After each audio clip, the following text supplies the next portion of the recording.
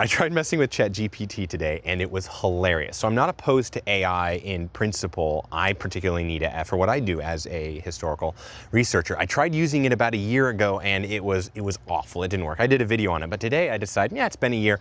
I'll give it another shot again. I've been playing with Grok a little bit as well, and that one's a bit more nuanced. And if you want me to, I can make another video about its strengths and weaknesses in my tiny little experiment. But with ChatGPT, I need to know, it's very hard to find maps of Pompeii, certain specific areas that are less well known online. And so I asked it, it should be able to know what are some great books with comprehensive maps and plans of Pompeii.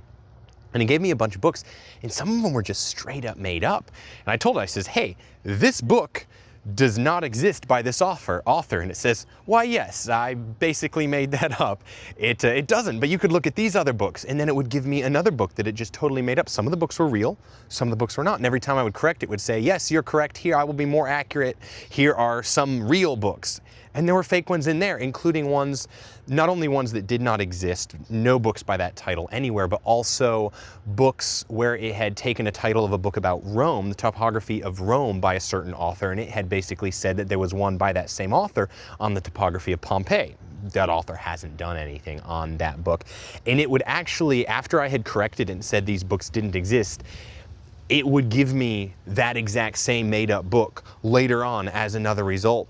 It was absolutely ridiculous and quite funny. And then at the very end, I'd played enough with Grok today that I ran out of like the free account, what I could ask it. So I was like, hey, is Grok going to be better at answering this question than you? I'm going to ask it tomorrow. And it gave me, a normal prevaricating answer. It's like, well, here's the differences. Yeah, I was like, simple answer, yes or no. Will Grok make up books like you do? And it says, no, Grok will not make up books like I do. And then I said, so does that make Grok better for the purposes of research? Simple answer is like, yes, Grok is better.